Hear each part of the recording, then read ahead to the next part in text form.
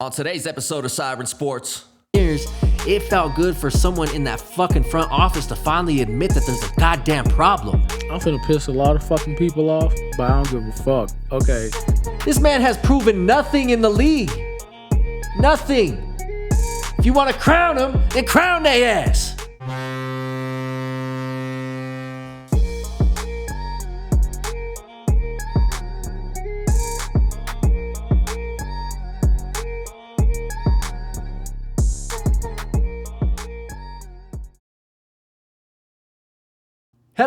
Hello, everybody, and welcome to episode number 15 of Siren Sports Podcast.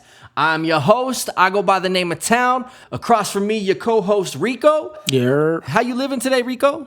In the words of myself and Future, life is good.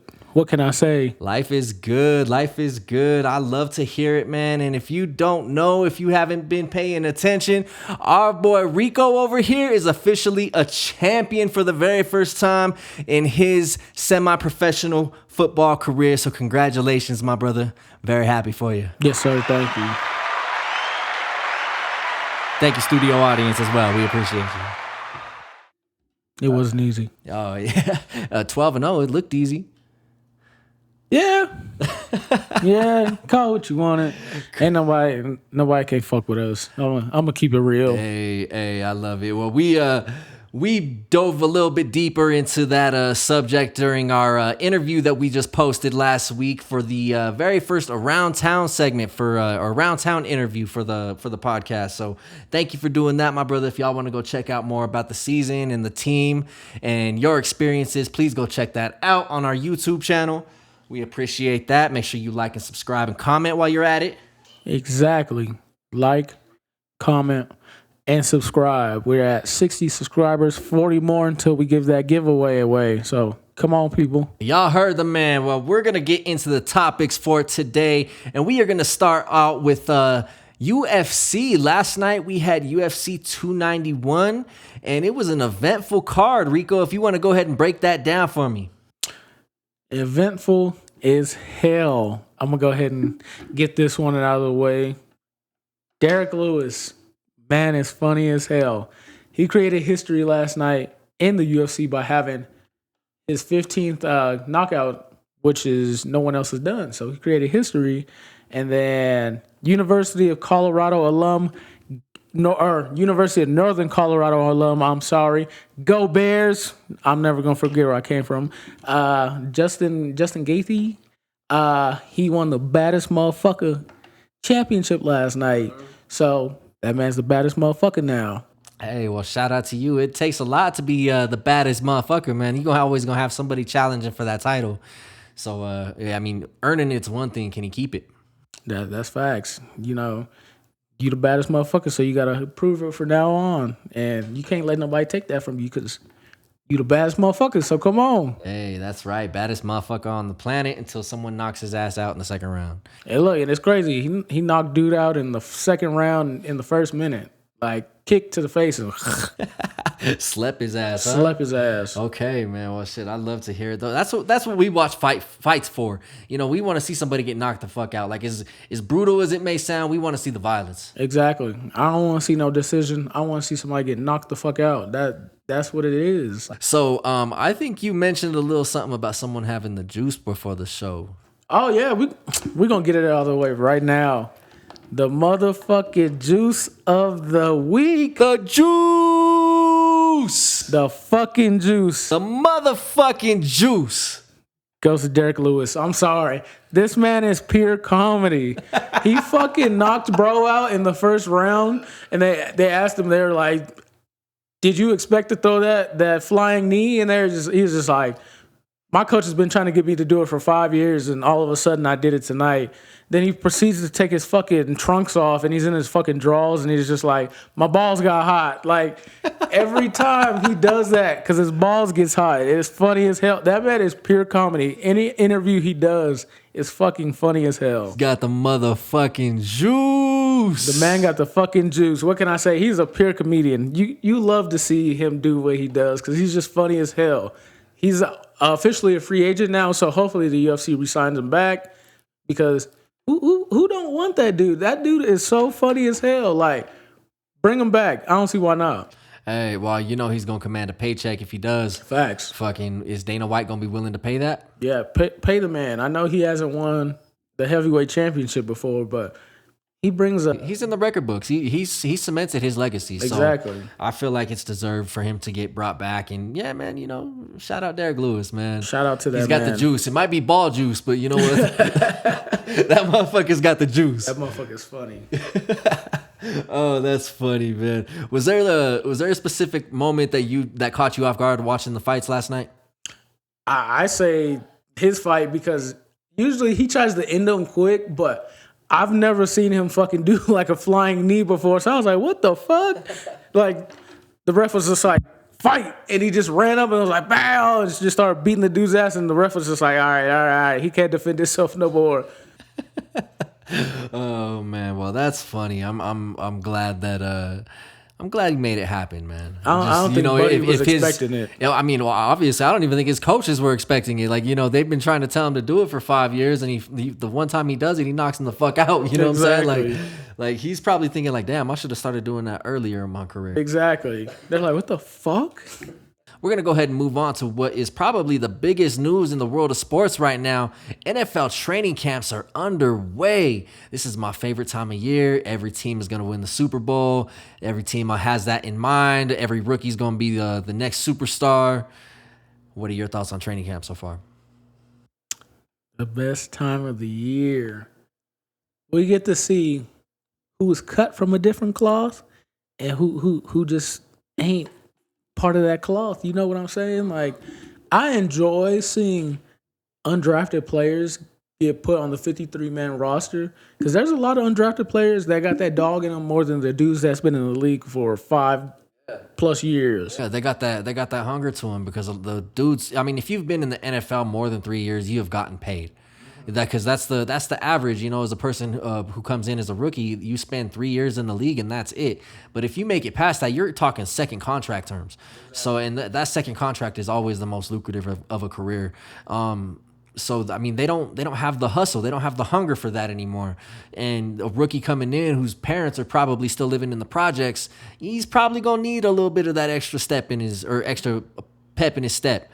Out on the practice field, in front of the coaches, in front of the fans, trying to prove himself, trying to get that money. And that's what I like, especially like the team, like the Broncos.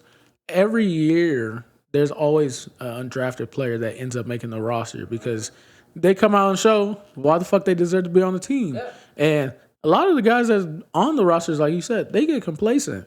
And a lot of these young guys, they like, shit, my mama living in the crack house and shit, I got to do what I need to do to make sure she's living good now. So that's what I enjoy about training camp. But also, I enjoy when they have the joint practices and they get a little chippy. Ooh, that's what I like. Those are my favorite. I love seeing those teams. Like, if last year, despite all the hype around the Broncos and everything, seeing Bradley Chubb crack Ezekiel Elliott the way he did in a fucking padded practice, that shit's more than likely not allowed. But the way he did that set the tone.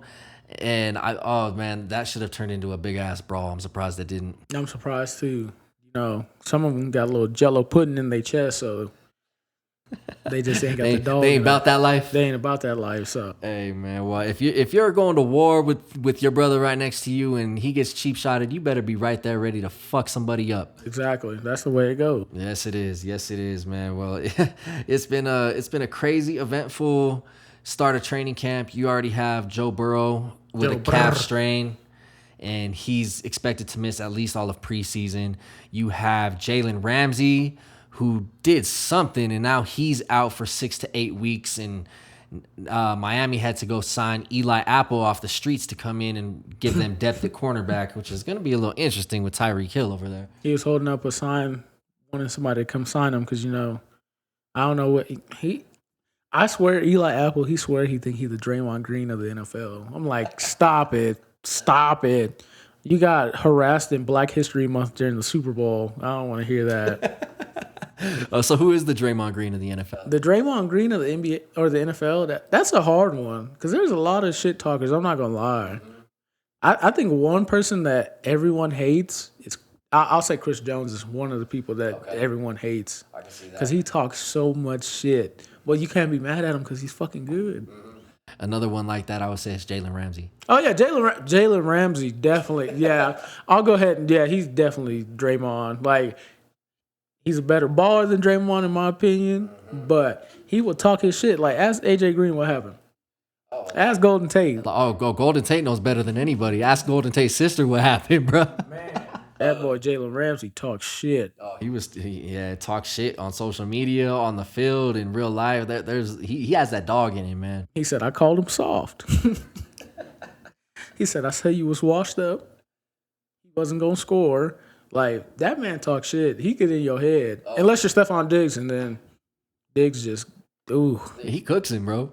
I don't know what Diggs has on Ramsey, but he gets the best of it. I think because Josh Allen told him, like, this motherfucker's talking shit about me, so make sure you go out there and do your fucking job. He may have even told Stephon, like, hey, bro, this dude said he's a better corner than Trayvon. Oh, nah, well, he is anyways. He is, but you can't ask Trayvon or Stephon that question. He's like, you gonna talk to my mom brother like that? Oh, I'll son you gonna talk to my little brother like that. Got me fucked up. Oh, man. So being that we're in NFL training camps, I figure it was a perfect time for us to give our 2 early predictions for when it comes to each division in the league. And we're going to go ahead and start out in the West, and we'll go NFC. What are your predictions for the NFC West this year? I have the 49ers winning the division. I have the Seahawks finishing second, the Rams third, and then the Cardinals fourth. Cardinals fourth. Okay, I can see it shaking out like that. Can Matthew Stafford and Cooper Kupp stay healthy? That's the thing. That's why I have them at third. Yeah, but if they can stay healthy, I can see them winning that division.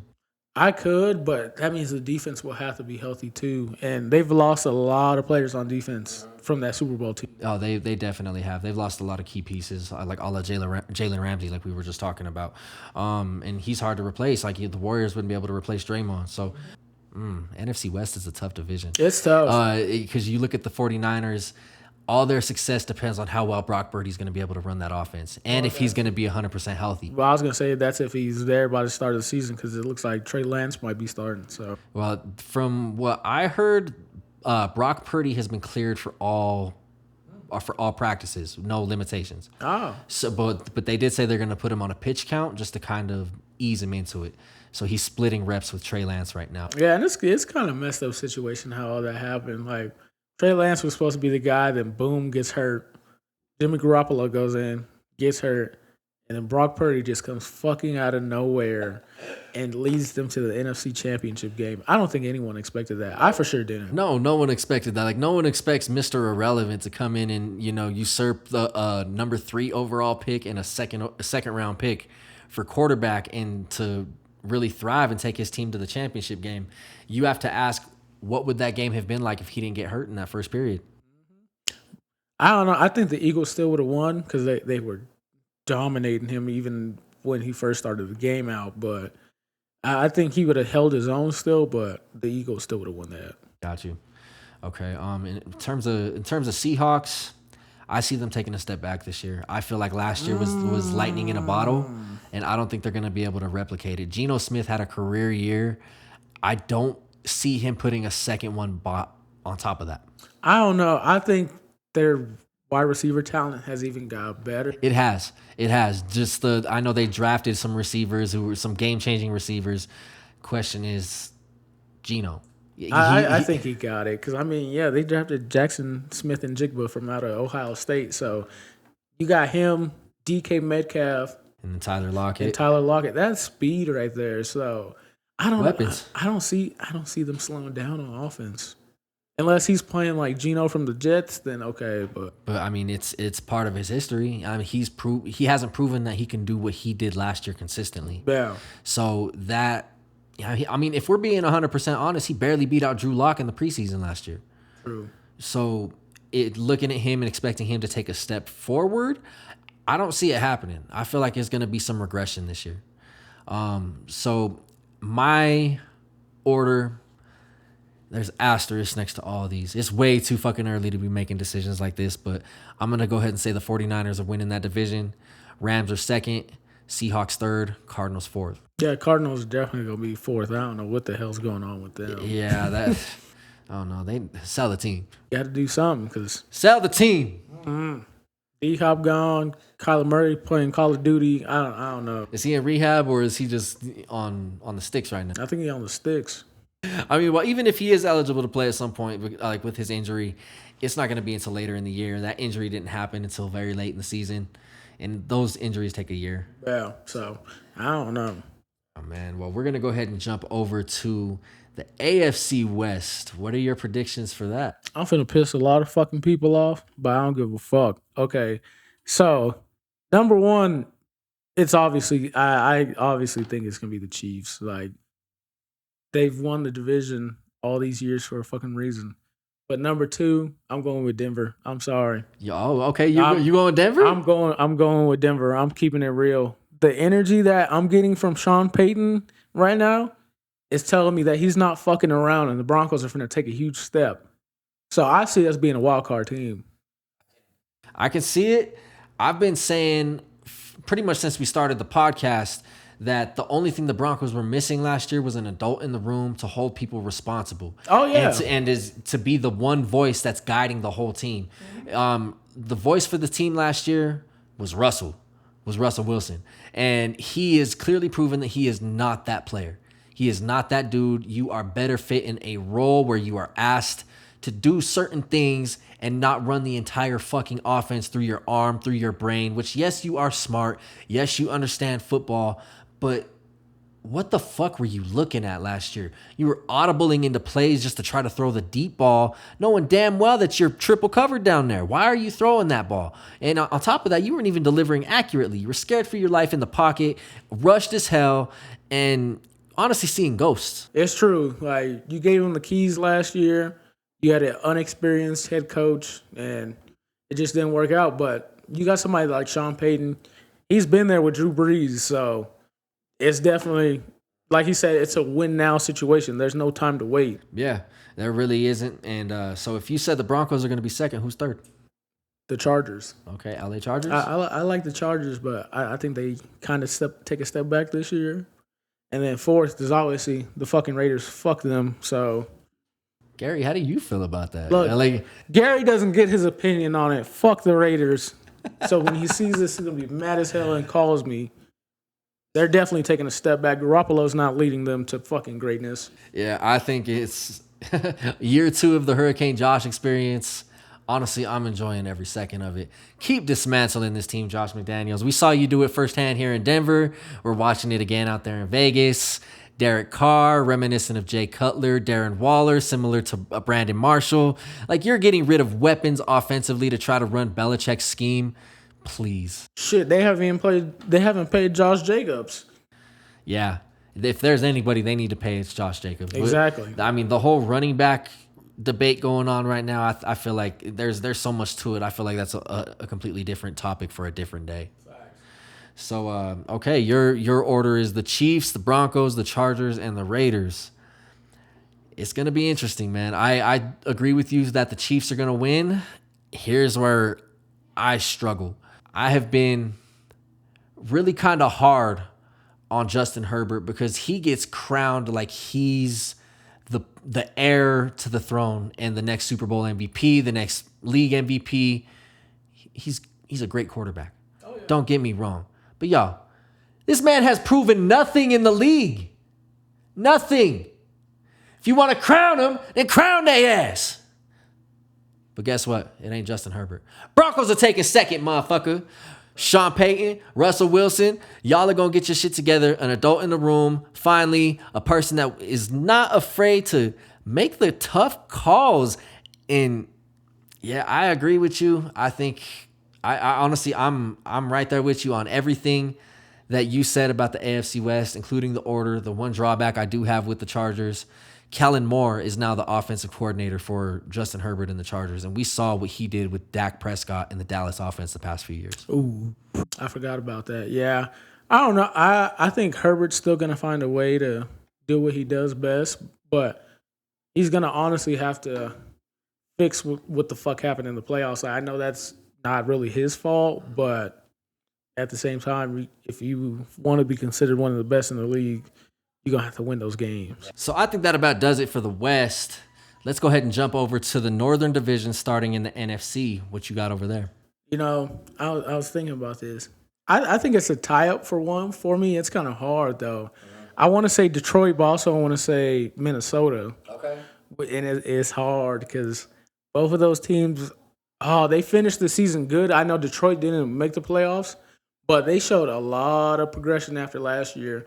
And I think this year is where Jared Goff really steps up, being a better quarterback. But also, they got a talented defense on that team. You got Aiden Hutchinson. You can't count out Kirk Cousins and Justin Jefferson. No, you really can't. My big question mark with Minnesota is how do you replace the production of Dalvin Cook? Yeah, that is one thing. How do you replace that? But I really think it's a coin flip between them and Minnesota, or them and fucking Detroit? Detroit, my bad. For sure. Who do you got finishing third there? Third, I'm going to go with Chicago. You want Chicago? Chicago excited me last year. Even though they didn't have a really good team, Justin Fields fucking played his ass off. And it reminded me of like Lamar Jackson in 2019, like doing outstanding shit, like read options, 60-yard touchdowns and shit. I think this year he gets even better. And then I'm going to say fourth, I really don't know how the Packers are going to be because Aaron Rodgers is gone. And the times we have seen Jordan Love play, he really didn't produce that well. Yeah. So I think the Packers take a really step back. I don't know. I put an asterisk next to Chicago. I feel like the entire sports world thinks that they're just going to take this massive leap forward, and I don't see it happening. Look, I think they'll be better, but they won't make the playoffs. That's what I see. Yeah, and like you see people throwing Justin Fields' name in there for MVP consideration this early on, which is crazy. You were the best quarterback on the worst team in the league. Do you want a cookie? Like, I'm sorry, I'm not impressed by that. Can you actually play quarterback? I haven't seen it. I really haven't. Yes, you're impressive. Yes, you're super athletic. You're crazy fast. You're ridiculously shifty. But I haven't seen Justin Fields be an NFL quarterback. I don't see him taking that step forward. Honestly, that's not something you just learn. It's not something you just pick up in the NFL. I don't know. I do think he takes a bigger step this year. But like I said, I don't see them being a playoff team, but they'll at least finish with a better record than they did last year. Who the winner is going to be is a tough one. It's a tough one, but I'm going to go Minnesota. I think Minnesota pulls it out. I think they take the division. I think Detroit's a wild card team this year. I think Green Bay does good things with Jordan Love. I think they do good things. Do they make the playoffs? No. Do they have a winning record? No. But they show good things on film. And I think the Bears are going to be the number one pick again, if I'm being honest with you. They become the number one pick again. That's crazy because at this point, you just got to think, is Justin Fields really the guy then at that point? Because next year, you got Caleb Williams coming in. So do you just say, all right, we don't need you no more and draft him instead? Or I mean, if they do get the number one pick again, or I think even in the top five, I feel like if they get a top 5 pick, they're going to try to do what they can to trade up because they have the capital to do it now that they traded the number one pick this year, which is crazy if you think about it. Like looking at Bryce Young and CJ Stroud and Anthony Richardson and Will Levis, they looked at them 4 quarterbacks and they said, yeah, we're going to stick with Justin Fields. Do you agree with that? It's honestly weird because I feel like they have the confidence in him that he'll make that stride this year, but also, there's a lot of people that didn't want to draft those guys because they were like, oh, this isn't a good quarterback class, but they needed a quarterback. So they're just like, all right, well, we got to do what we got to do for now then. Yeah. One thing I can say, the reports coming out of Chicago is that Justin Fields and DJ Moore have an incredible chemistry already. Oh, yeah, that's what I heard too. I heard it's been phenomenal. If they can put it together, more power to them. It's hard for me to look at that team and fathom them really making the strides that they're predicting this year. So yeah, that's that. AFC North. This division is something else. Somebody might not like this, but if Lamar stays healthy, they're the first seed. They're the first seed? They're the first seed. I like this fucking team. Oh, you got Lamar, Zay Flowers, Odell. They've been so close, but the injury to Lamar has hurt them a lot. I say they could get the first seed and they're making the playoffs this year. Okay. Can Lamar stay healthy? I think he will. I mean, he's been injured a lot. Running quarterbacks are fragile, man. Like, they can only take so many hits before it starts to wear and tear on their body. Because, their mind is already the most active thing on the football field. Yeah. But to have their body be just as active is a little crazy.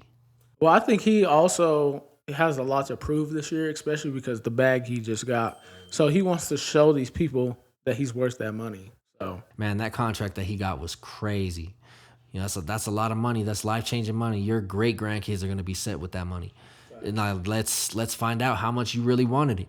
Did you want that contract just for generational wealth and that's it? Or are you going to get complacent? Or is it gonna motivate you? Are you cut from a different cloth? Because, yeah, again, you're a good quarterback. That's one thing I can say that Lamar has over Justin Fields is he's proven he can be an NFL quarterback.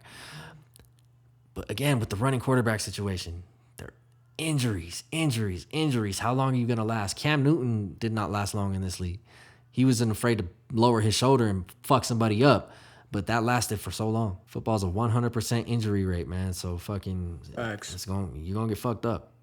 Facts. But I have the Bengals second.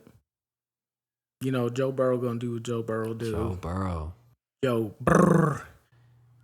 I gotta say, I completely underestimated Joe Burrow coming in the league. I thought he was just gonna be another bust. Look, after that injury, I didn't know how he was gonna be that he suffered in his rookie season, but comes back the next year and takes his team to the Super Bowl. The year after that, he gets close and almost takes him back again. But this year, long as his injury doesn't go all year, I think he'll be fine. Yeah. Because, you got all the talent in the world, but at the same time, they got to get ready to see who they're going to be paying at receiver. Mm-hmm. So, well, I got them too. I'm going to say Cleveland is 3.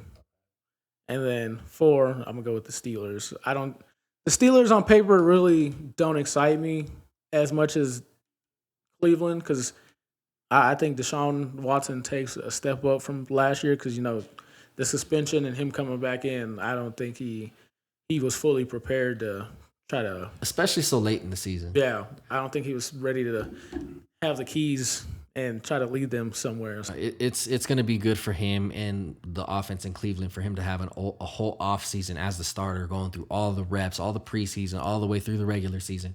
So that's definitely beneficial to them. In terms of Pittsburgh, you can never count Mike Tomlin out. Yeah, that's the thing. You can't count him out at all because he's such a phenomenal coach. But at the same time, I'm just like, fuck, what are they going to bring to the table this year? Because you got Kenny Pickett in the second year, and it's like, do they make strides or do they just get worse? I don't know. I think a second year under Mike Tomlin, Kenny Pickett's going to make some big strides.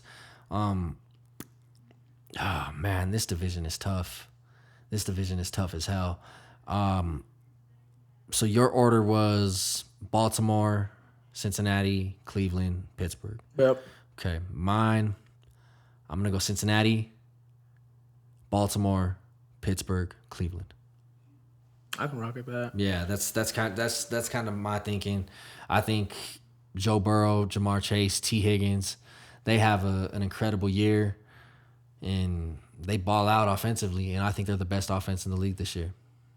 I feel it, but at the same time, I feel like somebody else might have a better offense. Oh, yeah? Yeah, that one's going to have to wait. Okay, okay, I got you. I think I know where you're going with that one. I think I know there because there's only a couple of teams that could really compare with that. Down to the South. Oh. The NFC South. Oh, shit. Oh, man. What do you think of this dumpster fire? Shit's finna be a disaster. Probably the best team, if I'm being honest, in that division right now is the Saints. I'm gonna go the Saints number 1. Number 2, I'm gonna go with it's so hard to say because they're all terrible. But three, I think three goes to Carolina. Bryce Young, it's his first season. The team just has to get together to mesh. It's gonna take a couple of years. And then fourth, I got the Bucks. The Bucks really don't have their quarterback over there. Like you're putting Baker Mayfield the keys most likely if he starts, but He's gonna start. I think Baker has the starting job. They're treating it like he is, so I think he's gonna come in and have another opportunity in the league to really show what he can do as a former number 1 overall pick. Even though shit didn't work out in Cleveland, shit didn't work out in LA. Even though he did show some flashes. Oh man, I agree with you that the Saints are the best team in the division.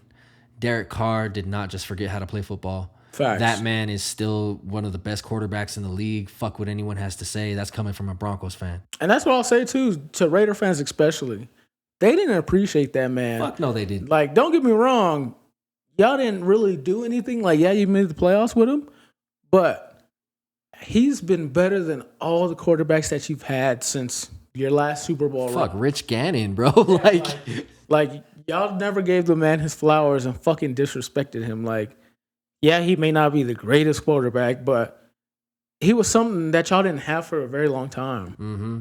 And now that y'all had it, you didn't know how to act when you had it. Exactly. Like I remember when a few years back when Derek Carr was in discussions for the MVP award, and he got injured towards the end of the year, which knocked him out of consideration, unfortunately. But like Raiders fans wouldn't shut up about Derek Carr. Exactly. And now under Josh McDaniels' offense, he struggled. But is that on him? Is that on McDaniels? Was something just lost in translation there? Yeah, I really don't know. Because, yeah, when they said they were going to sit him down and not play him for the rest of the season, I'm just like, what the fuck are you doing? Yeah. And I don't know how true this is, but I heard something about it being a contract thing where if he would have played the rest the games that they sat him, he would have made more money. It would have been like a contract bonus. Oh, yeah, I'm not surprised. And so they sat him down, so he didn't get that. And he took that shit personally, bro. So I would take that personally, Derek too. Carr has a fucking bag of Doritos chips on his shoulder right now. And he's going to come out motivated. He's going to be coming out ready to put that ball where it needs to go. Facts. Question is, does he have the talent around him in New Orleans to make that happen? You got Slant Boy, Mr. Michael Thomas. Jimmy Graham just came back. I saw that, yeah. I wasn't expecting that. Does he make the roster? You got Jawan Johnson. Who else is over there? Oh, you got Alvin Kamara. I don't know if he takes a step forward or a step back this year. Well, I mean, he's kind of at that age where, you start to see the running backs hit the wall a little bit. Yeah. So, like, is he really is it possible for him to take a step forward, or is it just steps back from here on out? That's what I'm trying to figure out. Because, yeah, I know he had a lot of legal issues going on last year because of the little Pro Bowl incident. So, shit, man, for the rest of the NFC South, fuck, man. I'm telling you, it's like fucked up situation. Which turd looks the best? You know what I'm saying? Because I'm like, I want to say Carolina too, but I don't think they're ready yet. And they got a lot of talent on the team, but they have a lot of talent on the team, but they gave up a lot of talent to get Bryce Young. Facts. And I'm like, in his first season, give him the keys. Is he going to really lead you to a good spot in that division? That's why I'm like, I don't know. So I think it's going to be New Orleans 1. I think Tampa Bay is going to be number 2. I think Baker's experience is going to show through more than Desmond Ridder or Bryce Young. I think Atlanta gets number 3, and I think Bryce Young struggles in his first year. And they go finish last in the division, probably have a top 5 pick again. Yeah, the Atlanta one is hard because I like what I've been seeing, especially because they got Bijan Robinson. No, I can't say. That dude looks like a fucking beast. Man. That dude looks like a fucking beast, man. Like, I don't watch too much college football, so, like, I don't really learn about the players until they get to the league and I can start doing my research, like my back research. But that dude looks like the truth. That man at Texas was insane. Like, that man is the truth. Having a weapon like that, if you can give him the majority of the workload and take a lot off of Desmond Ridder's shoulders, I feel like Atlanta's offense can be very fluid this year. Oh, yeah. But then again, it all depends on the coach. And what game plans are you going to put together? What emphasis are you going to do? Like, are you going to be one of those teams that changes your identity every week? Or are you going to come in and say, no, this is what we do. It's your job to adjust to it? Facts. Hey, you never know. So that's the NFC South. What about the AFC South? Jaguars, number 1. Yeah? I got the Jags going 1. Okay. I got Tennessee 2. Number 3, I'll go with Houston. Okay. And 4, Indianapolis. Okay. I could see all that, man, with the steps forward that Trevor Lawrence took last year. Man. That boy looked the part that we were advertised during the draft. That man threw 4 picks in the playoff game and still won the game. He was playing the Chargers though. So Yeah, I think him and Doug Peterson together, that's a nice little duo. Right there. It is, because when Trevor came into the league, he was in there with Urban. Yeah, Urban, he was all in that bar like on that white girl. Oh man. But yeah, I think they get better. Calvin Ridley is back, too. So and that's another thing that you have to point out. This is his first time having a real number 1 weapon. So how is that gonna? I think this Jaguars team takes a big step forward this year. Facts. I see them winning the division as well. It's funny that you said the Texans are gonna be above the Colts. It's interesting. Like, and I don't think many people have it that way. I think I agree with you. Tennessee is going to take number 2. I think the Colts are going to finish 3rd. I don't know. I think the Texans finish 3rd. I really like D'Amico Ryans being head coach of the Texans, and they end up getting a lot of good talent in free agency. Yeah, in free agency, and then they got the 2nd and the 3rd pick of the draft. Exactly, which is incredible in and of itself. But you have to ask yourself, is that enough to turn around the shit show that was that team last year? I think so. I truly believe so. They may not be a playoff team, but they're better than last year. Okay. I think Defensive Rookie of the Year goes to Will Anderson Jr. Ooh. Could we see a repeat where one team has the offensive and defensive Rookie of the Year? Now, C.J. Stroud wins offense.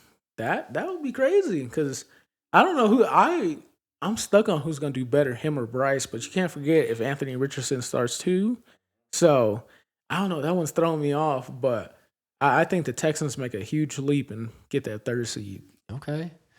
Makes sense. Yeah, with 2 rookie quarterbacks in the division, it's so hard to pinpoint who's going to perform well. You just never know how things are going to turn out once you start playing rookie quarterbacks.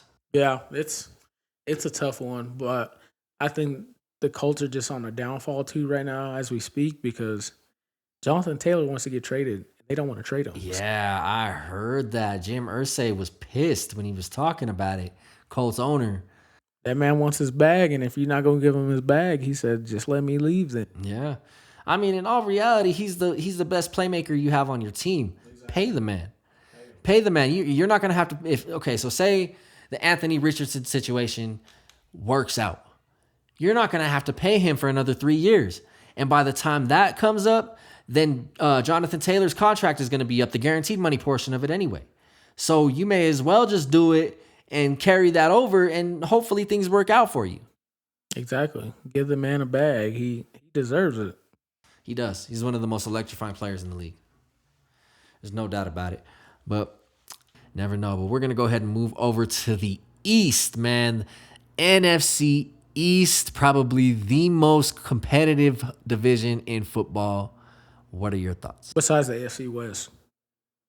In the AFC North, those are all competitive. Oh, they're definitely all competitive, man. But I feel like the NFC East tops them all. NFC East, I'm going with the Georgia Eagles. The Georgia Eagles, the Philadelphia Bulldogs. Come on.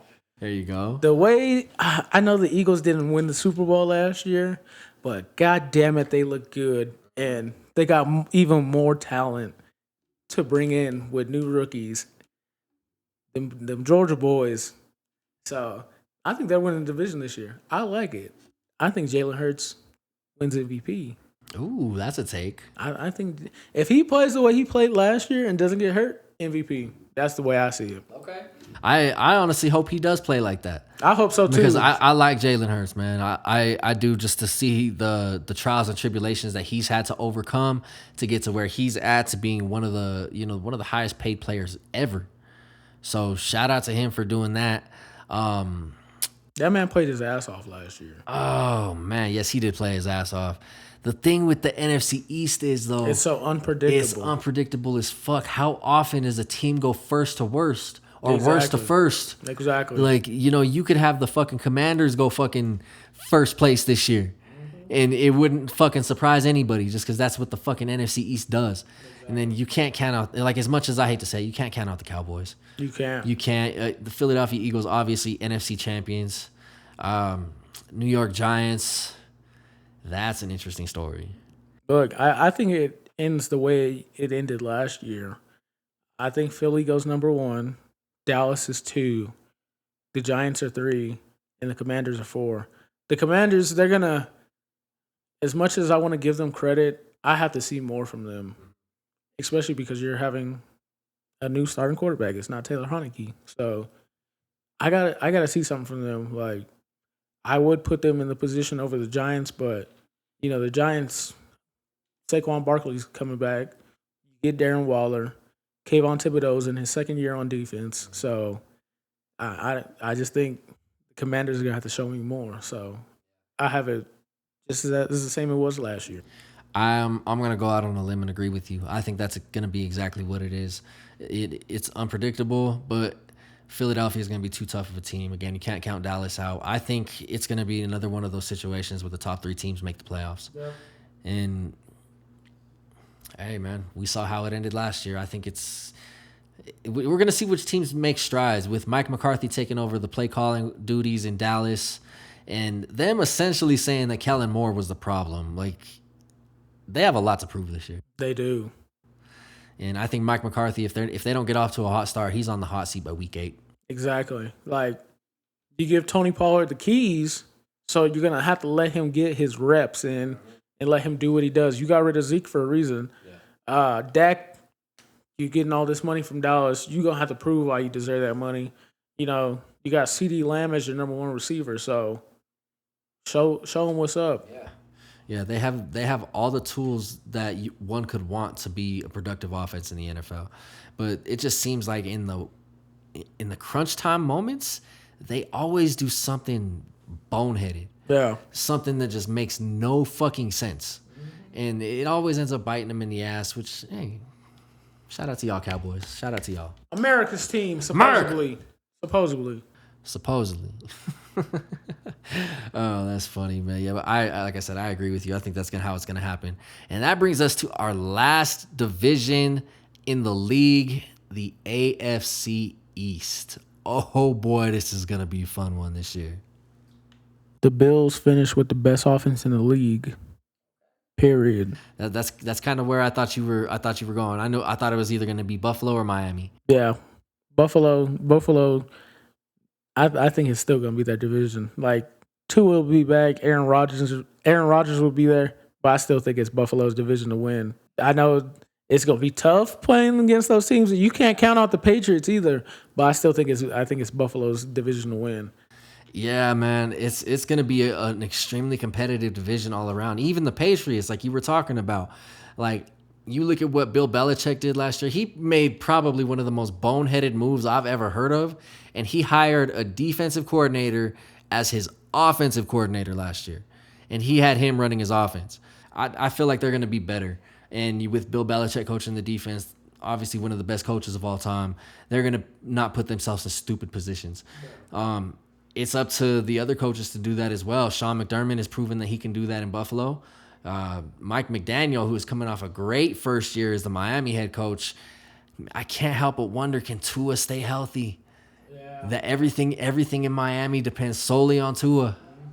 And that's where it's a toss-up for me for a second, because if Tua's not healthy, I see them being third.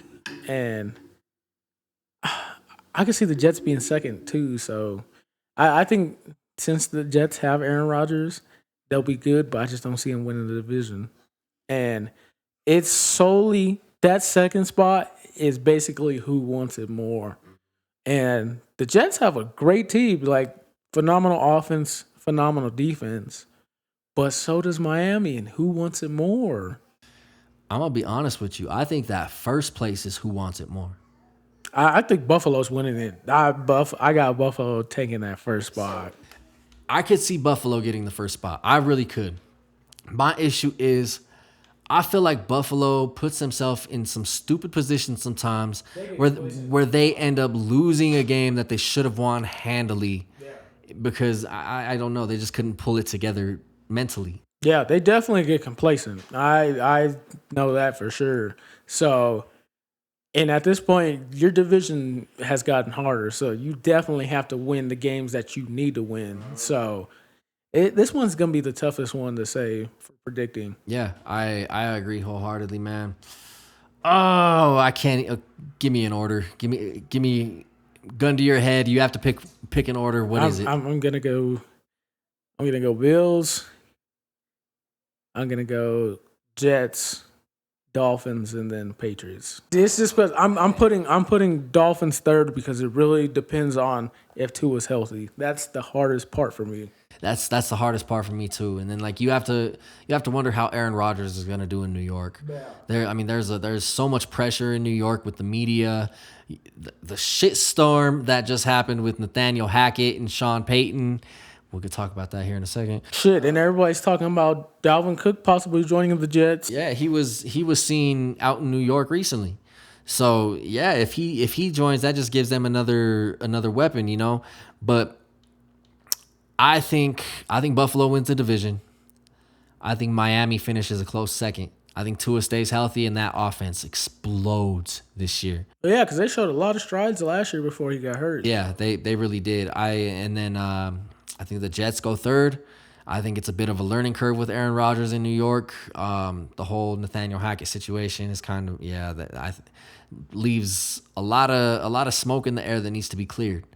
And fourth, I think the Patriots. But again, you can never count Bill Belichick out. He's going to have his team in good positions. That about does it for our predictions in the NFL.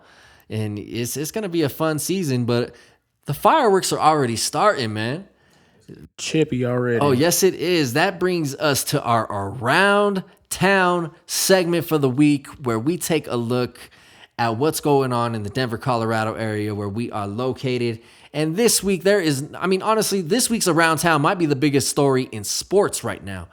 Sean Payton, Denver Broncos head coach, came out scorched earth on last year's Denver Broncos team, throwing Nathaniel Hackett under the bus, throwing the GM that still works there under the bus, throwing the owners under the bus. He didn't throw the owners exactly. He kind of just implied it was them. But Damani Leach, the Broncos president, got thrown under the bus.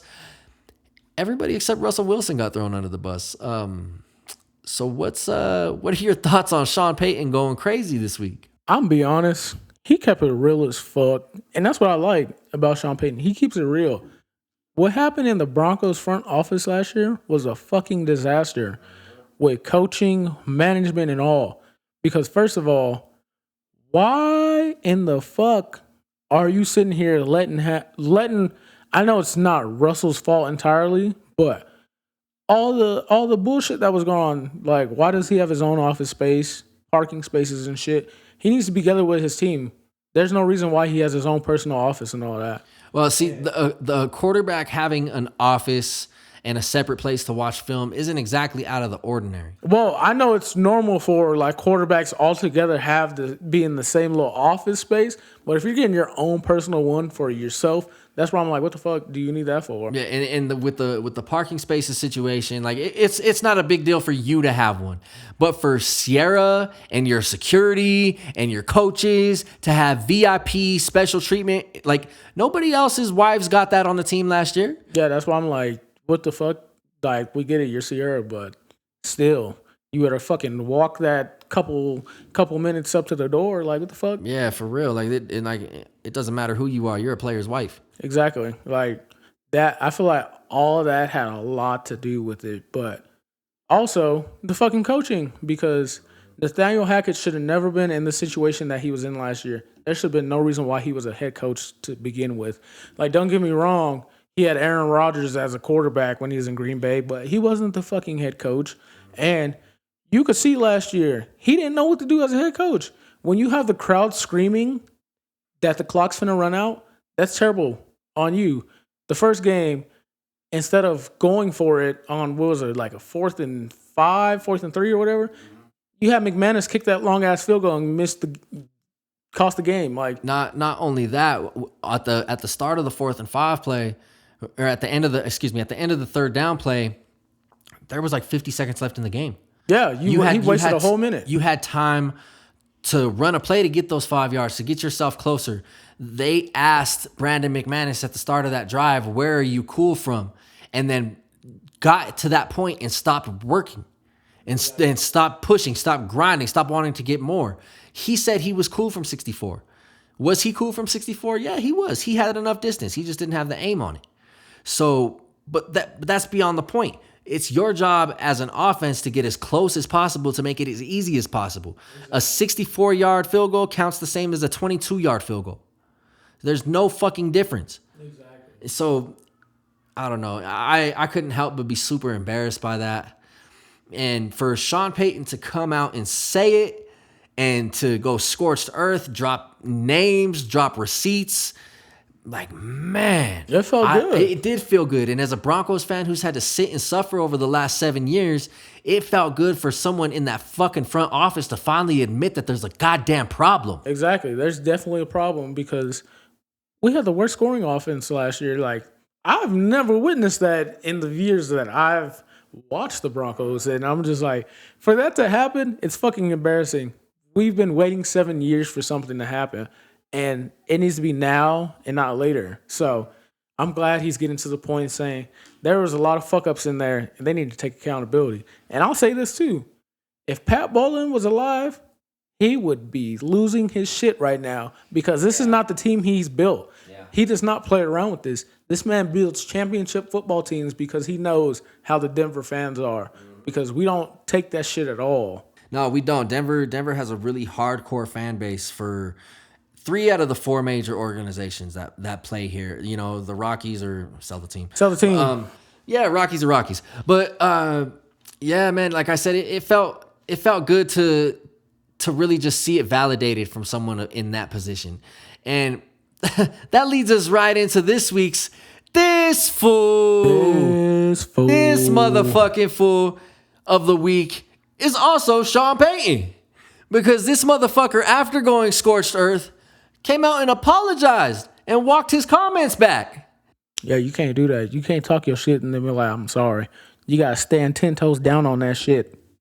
Yeah, that was a little ridiculous. Like, I understand as a coach turned analyst turned coach again, but you cannot back down from your comments, especially when everybody in your locker room just got a big jolt of confidence. That's what that was. You instilled confidence in that team to say, you know what? I'm validating you guys. What I'm doing is I'm setting this up so I take the fall if shit goes wrong. And it's not you. And they definitely put a confidence in them because they're waiting for week 5. All that shit with the Jets, we're going to see if Hackett can really coach against his old team. Yeah, we're going to see if he can coach, period. Exactly. It's like I'm struggling to see it. Like, honestly, the way Nathaniel Hackett coached, it was like a dog who caught a squirrel. He didn't know what the fuck to do with it. Mm-hmm. Facts. Like, I don't know, man. It's a struggle. I wish Nathaniel Hackett well in life, but bro, last year you fucked us over. Dog watering, like, that was dog piss. Shit was unacceptable. Nah, for real. Especially with all the hype and as much as everybody was talking at the start of the season that, oh, we got Russ, we got a coach who's going to let him cook. I'll say another problem. I want to speak on this too. The biggest issue I had last year was him not having them play a fucking preseason game. Yeah. That was another problem. There should have been no reason why that they didn't play a game.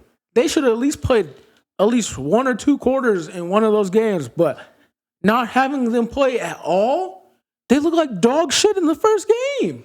You want to? Old dogs don't learn new tricks, bro. Guess who's not playing in the preseason this year? Oh, well, Aaron Rodgers. Aaron Rodgers and the fucking Jets starters, bro. Oh my god! So yeah, you can't teach an old dog new tricks, man. When he was talking about his practice last year, his words were, "It's a new NFL, guys. We do things a little bit different now. We work with player safety." Yeah, you had the most injuries in the league last year. How many players had fucking torn ACLs last year? Exactly. Like, you did your players no favor. Again, you do the comparison of Dan Campbell, where he had his players in full pads day one. And they were pissed. They were pissed. They were pissed as hell. And meanwhile, in the very same season, Nathaniel Hackett has his players playing patty cake. There's no 7-on-7 drills. There's no team building. There's no fucking callus building. It's just, we're going to be really good this year, guys. We're going to do it. Positivity. Yeah. Bunch of bullshit. It is a bunch of bullshit. I can't stand it. But man, what an episode. What an episode. Yeah, this year's NFL season is going to be a lot of fun. I'm looking forward to everything that's going to happen. All the crazy storylines, all the injuries, all the twists, all the turns, all the intriguing matchups. And this is only the beginning. This is our too early prediction, so we still have a long way to discuss. And if you don't like my predictions, I don't care, because I'm speaking facts. Hey. I'm talking my shit. Hey, talk your shit. I'm a champion now, so you better put some respect on my name. Put some fucking respect on his name. You heard him. Michael Tyson in this bitch. Mike Tyson. Oh, man. Rico, you want to plug your social medias for the folks? Follow your boy on Twitter at... Twitter. I'm not saying that. That sounds too freaky to me. Yeah, follow me on Twitter. I think it's Juice Scout or Father Juice, one of those. I don't remember. I be forgetting my handles, but, follow me on Instagram and Threads and... what is that other one? TikTok at Father Juice. At Father Juice. Because, my man's got the juice. The fucking juice. The motherfucking juice. Too bad Gary's not here, but that's okay. It's okay. Shout out to our executive producer, Gary, man, who couldn't make it this week. He is out on assignment covering some baseball shit. He's going to be back soon with some interesting topics for us to talk about. He's out there handling business. Handling motherfucking business the Mike Tyson way, all right? Tyson way. Oh, man. As for me, I go by the name of Town. You could find me on all social medias at town.5280. I am not on Threads yet. I don't know. I've been a little hesitant to hop on that motherfucker. It's been dead. I'm going to keep it on. It's been dead? It's already dead? After the first week, it just started dying off. Like, I barely got one like the other day, and I'm like, fuck. Damn. I'm like, y'all not fucking with me. It's cool, bro. Yeah, it's okay. But you know where y'all can't fuck with us is at Siren Sports Pod on all your favorite social medias. We are on TikTok. We are on Instagram. We are on X, Twitter. I'm not calling it X. It's too freaky. I'm telling you. Whatever the fuck Elon wants to call his social media, we're on that. We're on Facebook. We're on YouTube. We are on Spotify. We are on Apple Podcasts. Anywhere that you want to find us, you could just search Siren Sports Pod and we will pop up. And man, make sure you go subscribe to our YouTube channel where we exclusively drop the video for these episodes. And got some new content coming, got some new show ideas coming, and we're about to be honestly kind of kicking it into overgear here at Siren Sports Podcast. So make sure y'all keep rocking with us. Once again, I go by the name of Town. Across from me, champion co-host Rico. Thank you for rocking with us. Out.